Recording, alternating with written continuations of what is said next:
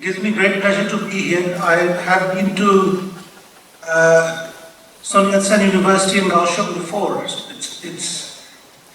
unfortunate that I can't go this time, but I'm still very eager to talk to this audience and to interact wherever possible. Let me start sharing my slides.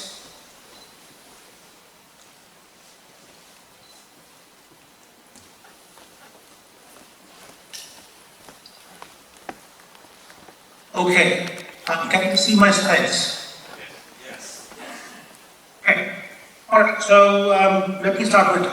So I am going to give a talk about digital twins of services and the metaverse and so on. But I'm also going to introduce myself, my research group, and a bit about the Service Science Society of Australia as well. So on the first slide, you can see who I am, and you can see what I hope is a nice panoramic photo of Wollongong, which is a southern suburb of Sydney. We are sort of an hour away by train from the centre of Sydney, so we're in a very beautiful part of Australia, between the mountains and the sea. We are a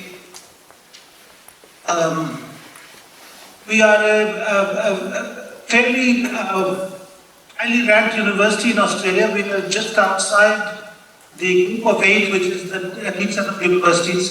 So anyway, let me talk a bit about myself. So I'm a professor of computer science. I realize that this audience is a mix of people from a variety of disciplines, and that's as it should be, because we are talking about service science, and there's a very important multidisciplinary dimension to this. I head a research group called the Decision Systems Lab, about which I will talk a little bit. We also have an entity called the Center for Oncology Informatics, which is a medical clinical informatics research entity.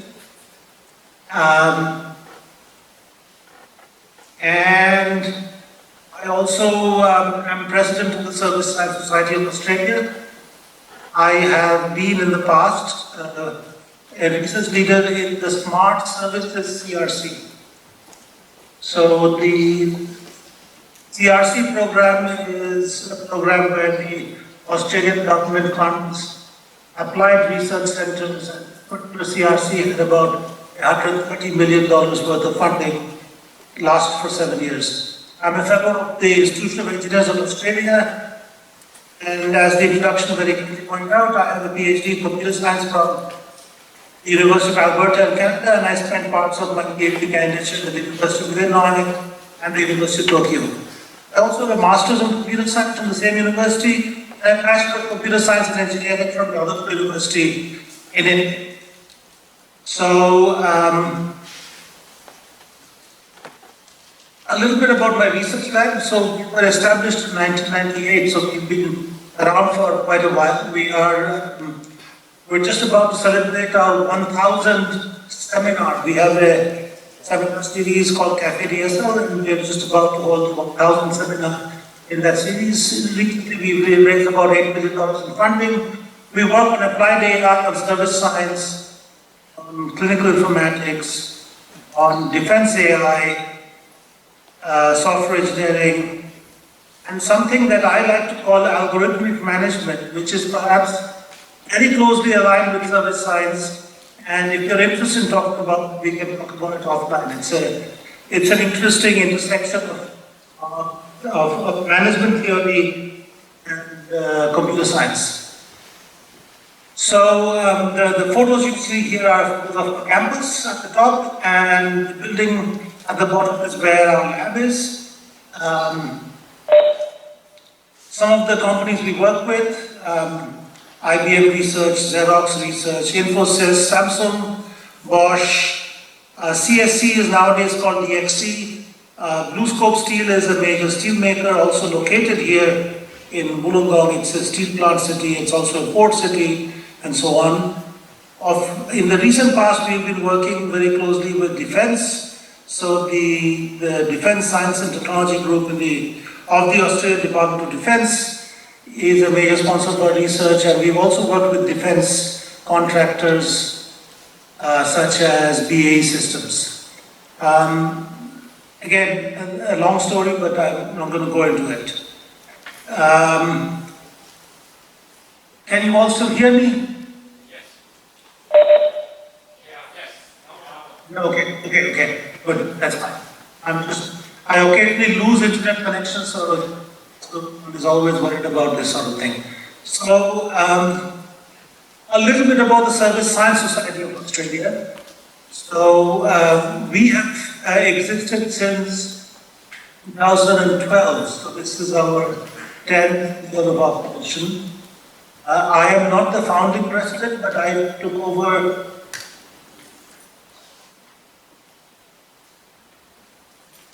as president soon after. So what we do have a range of activities, but I would like to perhaps briefly talk about two major activities that would be of interest. We have the annual Service Innovation Award that we hand out.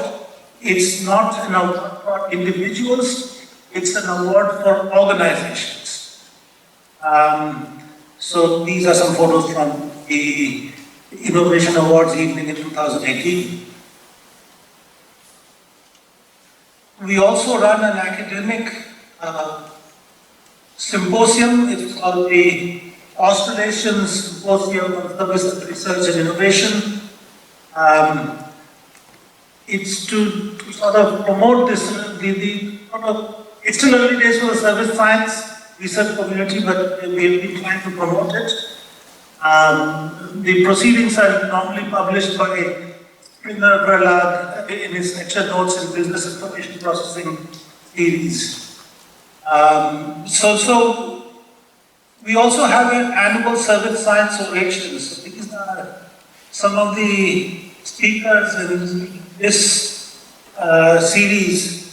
Most recent one, so we've had a hiatus. We have closed our operations last 3.5 years on account of the pandemic. So the last speaker we had was the New South Wales Minister for Services, before which we had the Federal Minister for Industry, Ian McFarlane, the CEO of Service New South Wales, the New South Wales Government Chief Data Scientist, the Chief Service Commissioner of New South Wales, and so on. So these are the kinds of people you bring in to deliver the annual Service Science Oration. So this is what we normally do as some of the major activities for the society.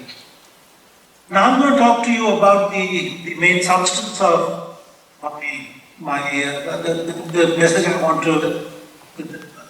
So we're talking about Metaverse, we're talking about digital twins, we're talking about how services and service science intersect with all of these things. So to start out, I'd like to remind all of us about a very famous quote.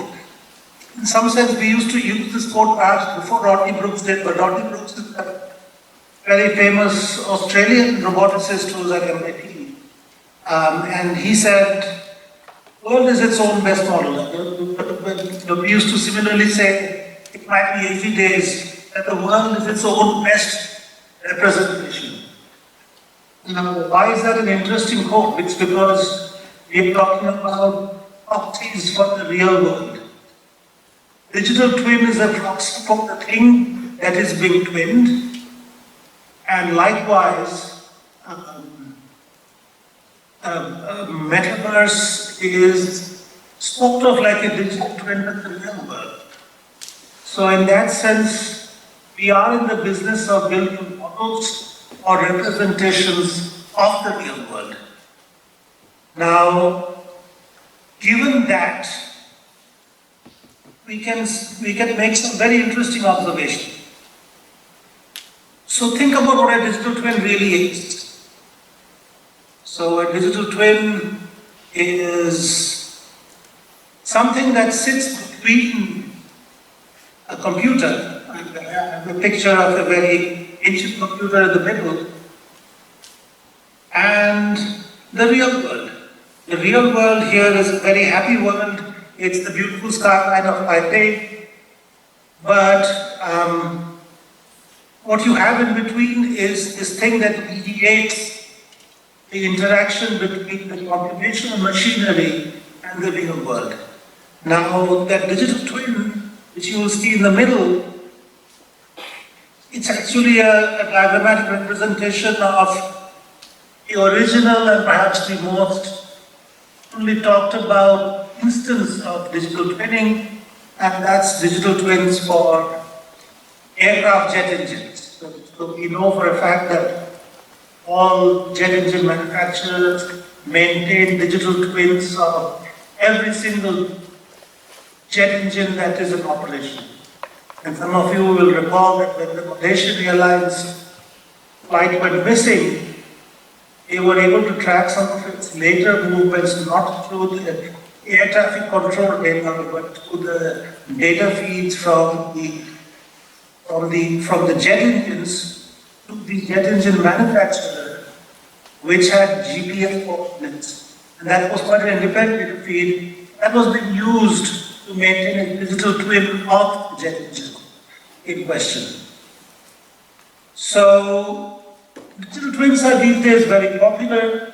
Everybody talks about them, and there's a lot of activity in this space. So we are quite squarely in the thick of that space and the activity there, and it raises some very interesting questions. So let me go through some of these questions. So if you think about the basic idea of a digital twin, what are we talking about? So the standard question I get asked if I introduce digital twins to people who don't know about these things, the question is, so that's a simulation, right? I mean, what's new? So one of the things that's new is the fact that it's simulation coupled with real-life information about the thing that we are running simulations about. So there is an entity that is being twinned, and I'm going to be able to simulate and generate insights and leveraging the real-time state of that entity that's been twinned. So simulation in its normal course of things involve the generation of what-if scenarios, but there are very interesting questions about compositionality. How do you compose digital twins of real-life entities and get these composite digital twins? Some might even say, is this a similar problem to service composition?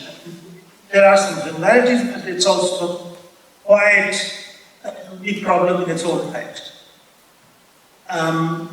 We have to deal with the fact that we need to worry about the fidelity of the twinning, which is to say, how faithful is the digital twin to the entity that is being twinned.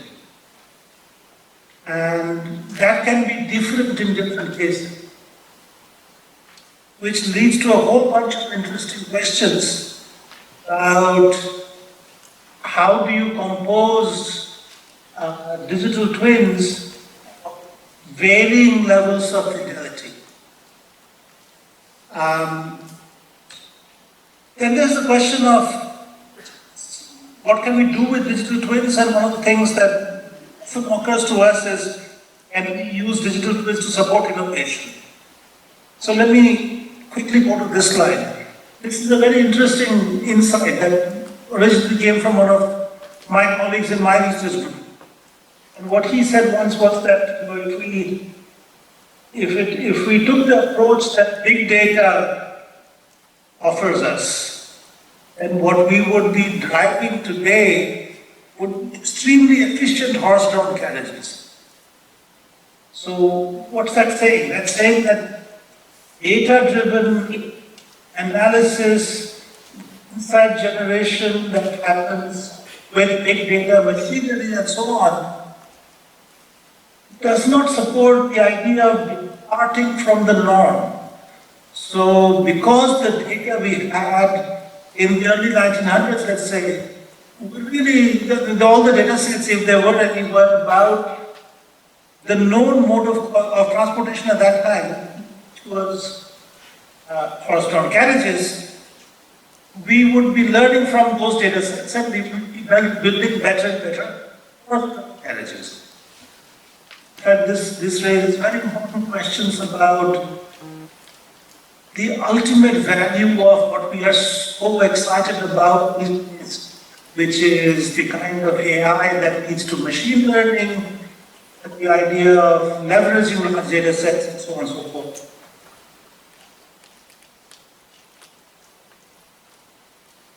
So while we do a lot of that work in our lab, and we have a lot of work applying deep learning to software and analytics in various ways, half my brain remains a skeptic. So I deeply question the ultimate utility of this. In fact, if you are interested, you can see my LinkedIn page. I have a couple of blog posts about that question as well.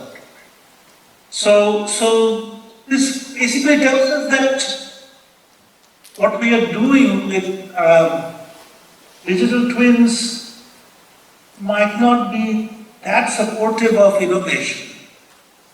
So the digital twin of modes of transport extent in the early 1900s not be something that would point the way towards internal combustion engines, right? That was a discontinuity, that was a huge quantum jump, quantum difference to the operating state of the normal operations of transportation at that time. And this was not something that data analysis would have helped us with. So we have that question. We also have questions about the way in which we acquire real-time information about the things that we are building digital twins for. So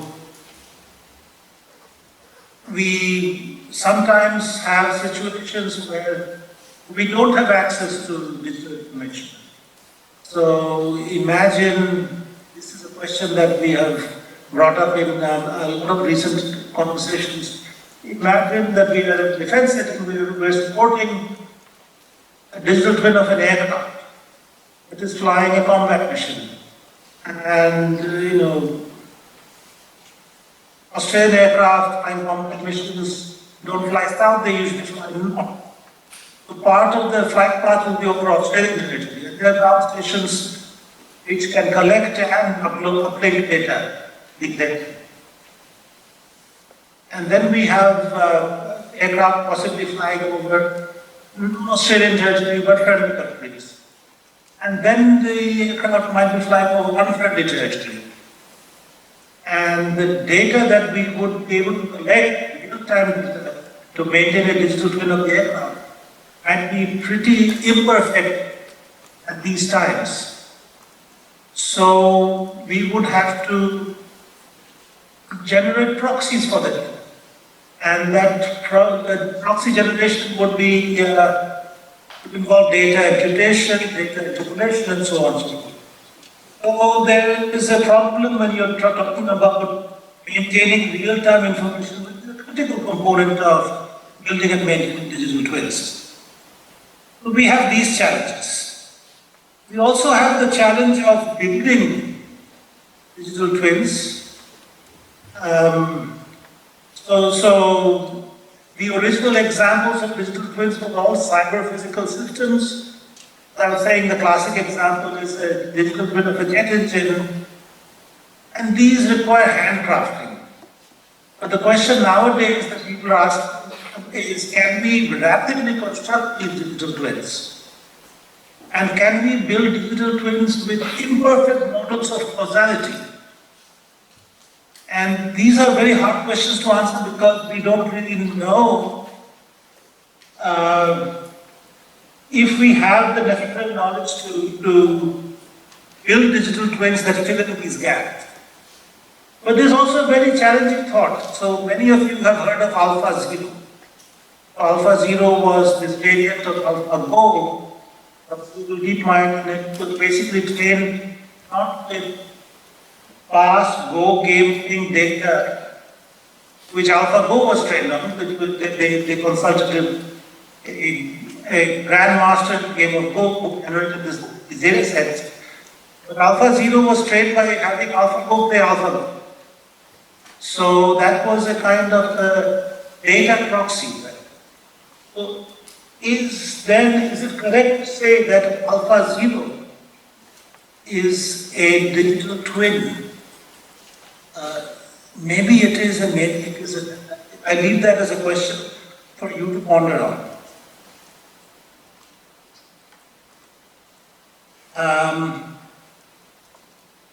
I'm going to offer another little historical data point, which is interesting for entirely different reasons.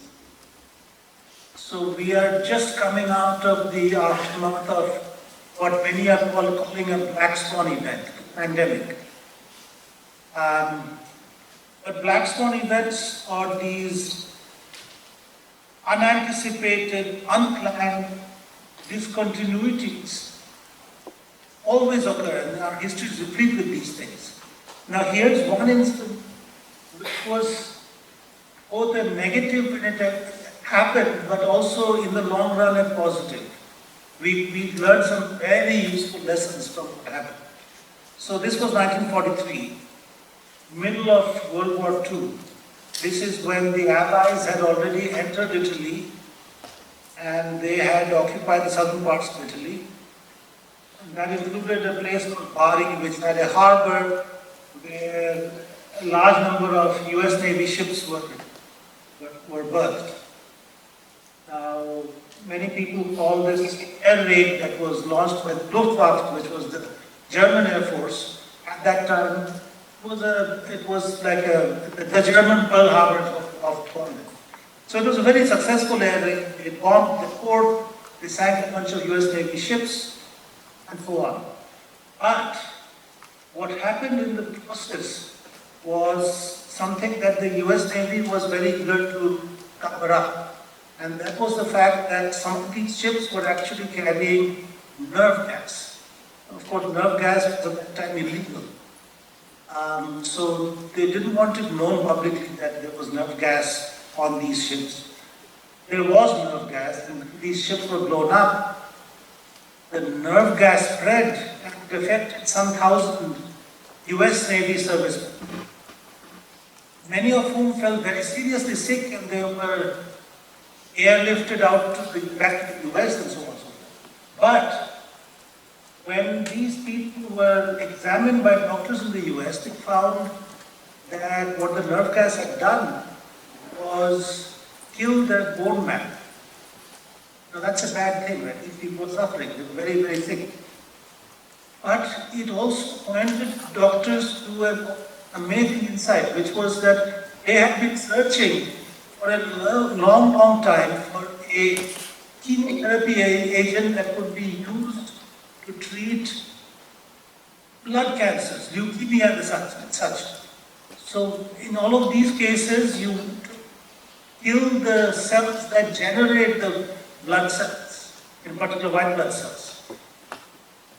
And they could not find one. And here was a chemotherapy agent. This happened to be that original chemotherapy drug that did kill the bone marrow and did stop the production of white blood cells. So what looked like a very unfortunate event eventually led to the first chemotherapy drug known to modern medicine. So that's an example of a very unlikely black swan event that leads to insights.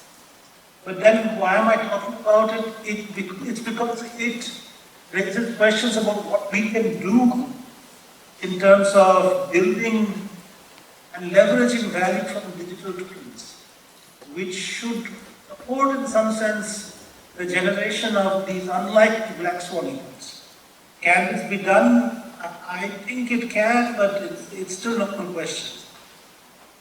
Now allow me a brief digression. I'm going to talk a little bit about philosophy and I'll talk a little bit about poetry. So, what do digital twins and eventually the metaverse or its equivalents? And I'm very careful in using the term metaverse because sometimes it is very closely tied with certain commercial vendors of this technology, and we should take it in its general form, which is that it's a virtual reality kind of technology. But what does it say about epistemology? So epistemology is the branch of philosophy that looks at the generation of knowledge. It's the theory of knowledge. So epistemology has three major schools of thought. Anything, any standard source, Wikipedia, will tell you this, right? So one is empiricism. And empiricism says that data is king. So data is what we base all our knowledge on, and so a lot of the modern scientific method relies on empiricism, the generation of empirical knowledge. But there's also rationalism. It says that the idea that knowledge comes because it hangs together with other knowledge and because the world must behave in normative ways.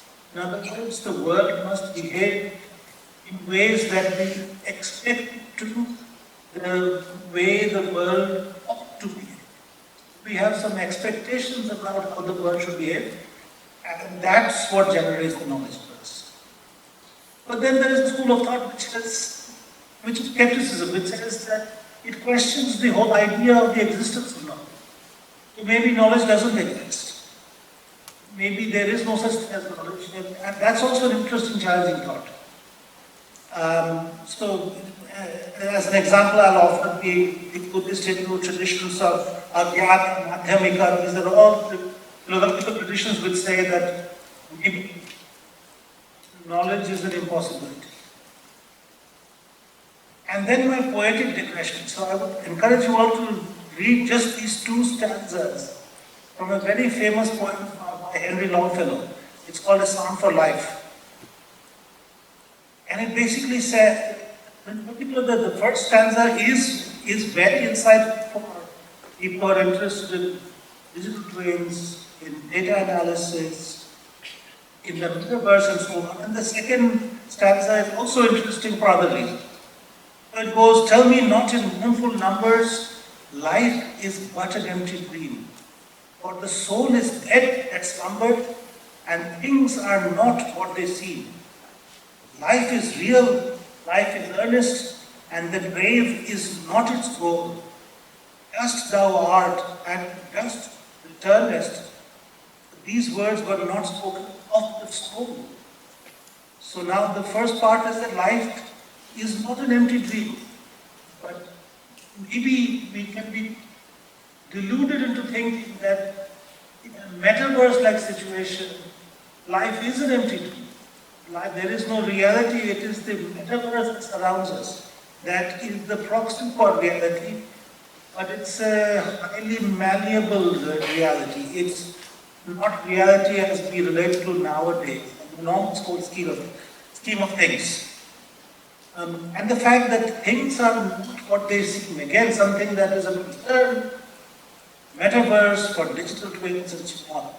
They are working with digital artifacts which masquerade as representations of reality. But do they truly represent reality is the question. And of course, the second stanza talks about the idea that although your body can return to dust, that is not true of your soul. That's a very insightful observation in my mind, at least. So with that in mind, we'll talk about a few concrete things. So there's not been a large literature, but people have started talking about DTOs, or digital twins of organizations. And it's something that we've been working on in our lab. So we've been looking at the idea of building digital twins of organizations in alternative poor environments. And by definition, almost in any setting where you are using digital twins, for example, for competitor analysis is an information core environment, because you're looking at your competitors and saying, I want to build a digital twin of these guys because I want to understand how the market will react to things that I do as an organization.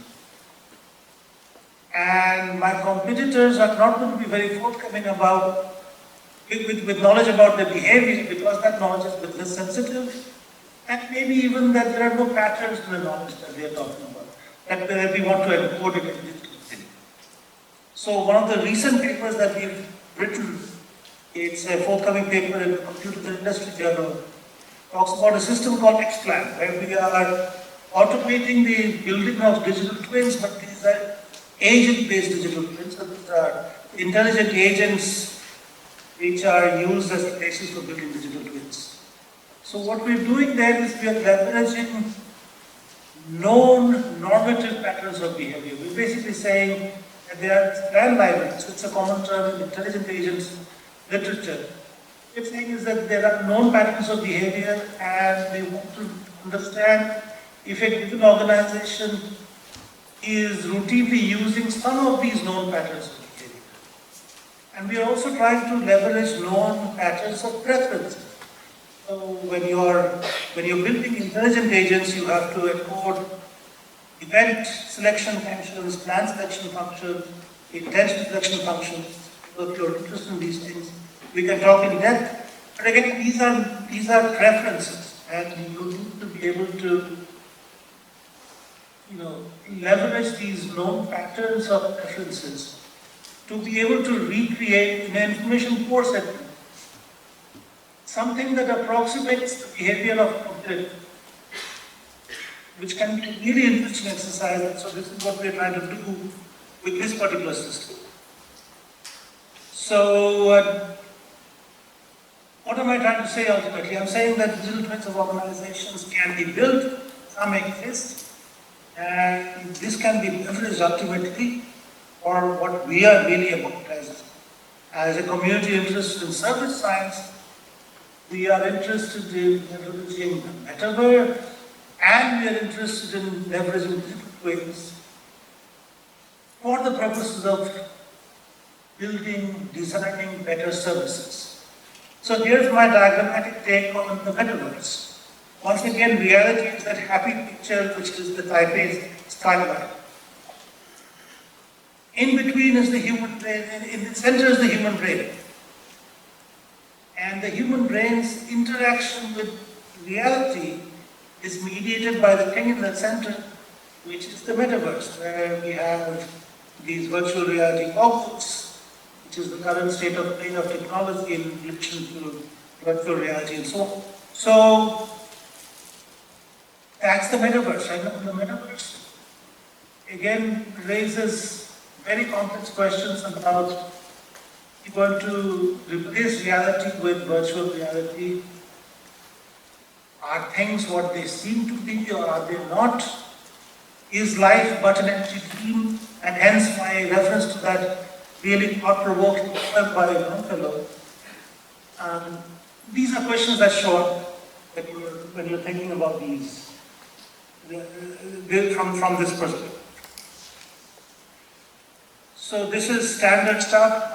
There are these theories that talk about what does the Metaverse afford you. It affords you an immersive environment, embodiment, presence. The technologies are virtual, augmented, and mixed reality. There are standard principles which challenges the ethics, privacy, physical well-being, and so on. So this is known, but again, these have an impact on what we're going to worry about. So now, my final point maybe, I think I'm beginning to run out of time, is how are we going to do this? Metaverse, digital twins, and so on in service design. So one take is to say that we will generate virtual reality environments from digital twins. The other take is to say that we will generate digital twins of organizations from an independently coupled metaverse. But there are very interesting other little observations that we have to take on the way. One is that we are building digital twins of service instances, not service designs. So service instance is where I have real-time information that I can leverage. How long has this service taken so far? What resources has it consumed? What resources have been allocated to it, and so on and so forth. And then we are going to do the selection, which is to say, we are going to answer questions about KPIs, completion times, provisioning requirements, and again, where Metaverse clearly has a role to play, which is in getting a sense of the UX, the user experience, the customer experience, the dimension to the design of services. So this, in my opinion, is a huge space and a hugely interesting space, where a lot of opportunities exist for making interesting computational statements,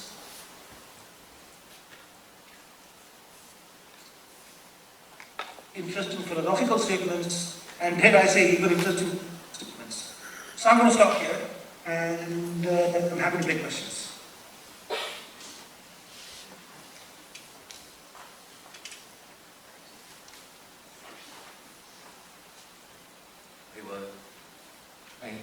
Thank you very much for Professor Ghose. Yeah, I think that from the speech we can find a way to understand about the connection between the digital twin and the metaverse. And then I think we may have some questions for more interpretation or some elaboration about this. So anyone have any questions want to ask?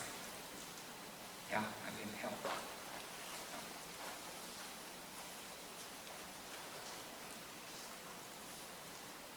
Yeah, Hongji, please. Professor Ghose, thank you for your sharing on this very emerging and important topic and related issue. You mentioned about the digital twin organizations, so you also addressed a bit about this kind of digital twin organization look like. And then we know we've been trained in the business school for such long period of time. We often learn that in the organizations, business organization, basically there is a hierarchy and there is a commands, and there is a decision paths and so on and so forth. So from your research or from your observation, when as a regulars, typical organizations, and we want to move into the digital twin organizations, and what are the significant difference in terms of the mind change, in terms of structural change, or in terms of decision, in terms of the command. So you have any suggestion on that, or you have any thought on that you can share with us? So let me see if I fully understand your question, but I'm assuming you're saying, do we have really interesting case studies to report on? We don't, but we haven't done any large-scale serious case study. But what we do know from the experience we've had is that the idea, if you recall, I talked about compositionality. The idea that, one way to build a digital twin is to build twins of smaller components and then explore how they compose together, right? So, and in the same sense, we can take a hierarchy of decision makers. And so sometimes complex decision making hierarchies are hard to model, but simple decision makers are easy to model. If we build twins of simple decision makers, we can then talk about interesting modes in which we can compose them to get hierarchies of decision makers which parallel actual organizations. Right? So this is one approach. In fact, we have been working on this approach in the context of normative multi-agent systems, which is where you build, again, collections of agents which are easy to model at simple agent level, but then you compose them together, and what emerges is not necessarily something you can predict or indeed program. So what emerges is something that could be potentially unpredictable. In fact, one of the things we were doing was looking at building digital twins of autonomous weapon systems. And the project was about ensuring that these autonomous weapon systems do not violate the international laws of armed conflict. Now you can program an individual drone to satisfy something like Asimov's laws of robotics, right? So that's well understood. We can program individual agents to be compliant with these laws. But is there any guarantee that when you take a bunch of such agents and put them together with a bunch of human operators, the resulting system will also guarantee compliance with these laws? And there's absolutely no guarantee at all if we just rely on programming compliance inside individual agents. So it is better then to program compliance with some inter-agent norms. And if those norms are satisfied, then you have a far better guarantee that the resulting composition of individual agents will comply with the laws. And so this is the approach we took. So this maybe is provide some pointers to how you might build digital twins of organizations from smaller digital twins or simpler components. I don't know, I went off on a tangent. I don't know if I really answered your question. Yeah, that's pretty much. But your answer also bring up the other issue in terms of human being. Okay, once we have this so kind of the digital twin organization or digital twin kind of the system there. So in terms of our human being, our duty, our obligation, our responsibility had to be changed. Okay, so in your mind at that time, as a human being, so what are the important duties we need to do or we need to perform in order to ensure all the systems are working right for the benefit of the mankind? Yeah, exactly. So that's a very interesting point. If you think about it, human society has evolved to display precisely that behavior. We, in human societies, we don't prescribe individual actions. We say that you are all free agents. Most countries and even most jurisdictions say that you have the freedom of free will. You can do what you like. But there are some constraints that society imposes in the form of laws. So for example, you can drive your car as you feel like, as long as you don't break the speed limit. Right? So that ensures that at the societal level, we get the cumulative compositional behavior that we desire, while still allowing autonomy in terms of, I'm not saying you have to drive at 80 kilometers per hour. I'm saying that as long as you drive below 90 kilometers per hour, we are happy. And then it's up to you, your choice on what speed you want to drive. So this is how society operates, right? It imposes certain laws, and for the rest it says every individual is free to do what they like. Free society to do that. So this is what we can learn from what human societies teach us. I don't know if that answers your question. All right, thank you. Thank you. Thank you for your question. Any other questions? Yeah. Okay, please, Jack. Hello, Dr. Ghose. Okay.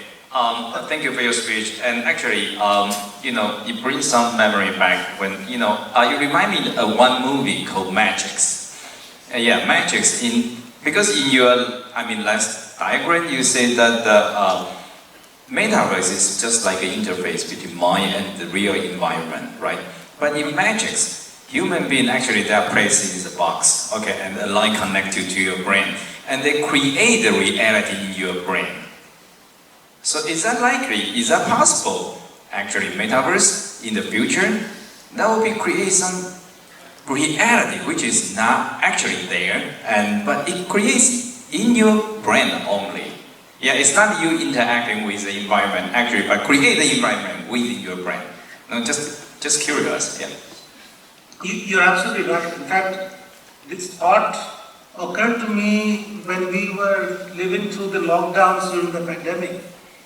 I almost thought that am I just a piece of brain tissue sitting on my sofa conducting business over a series of remote calls, right? I'm always on WebEx or Zoom or something. And I'm not really interacting with reality. I'm dealing with reality through these media that essentially mediate between me and actual reality such as it is. And now the Matrix movie is saying that not only do I have to deal with the actual reality through some mediating machinery, I can actually create that reality in the mediating machinery, and then I can basically say I live the life I want to live because I create the future I want to create. Right? That's exactly what you're saying. That's a very tantalizing thought. So we can really live happy lives by simply creating the realities we want. That these questions have deep philosophical implications, right? But what is even thought?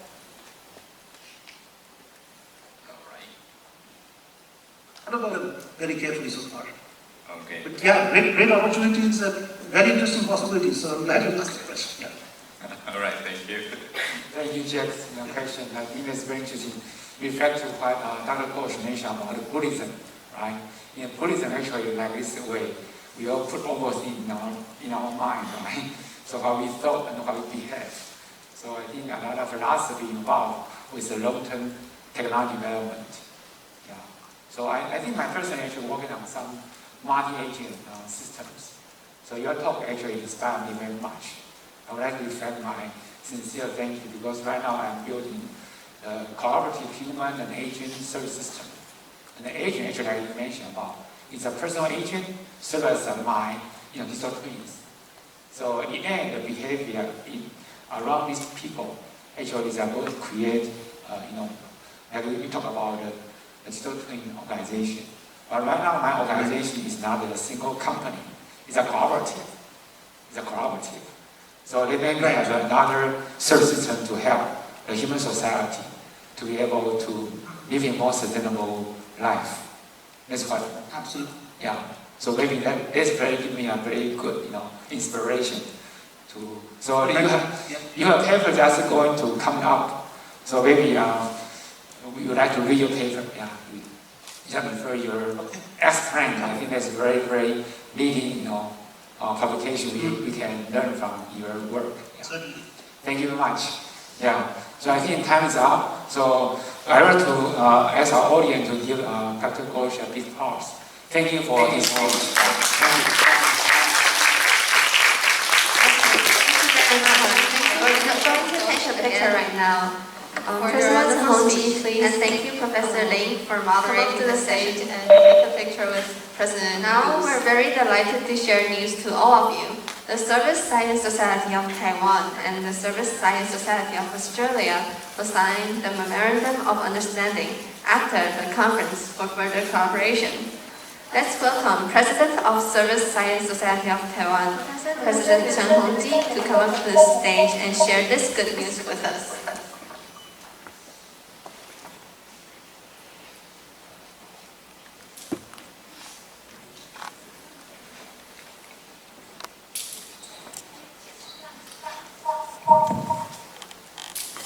On behalf of the Could you make a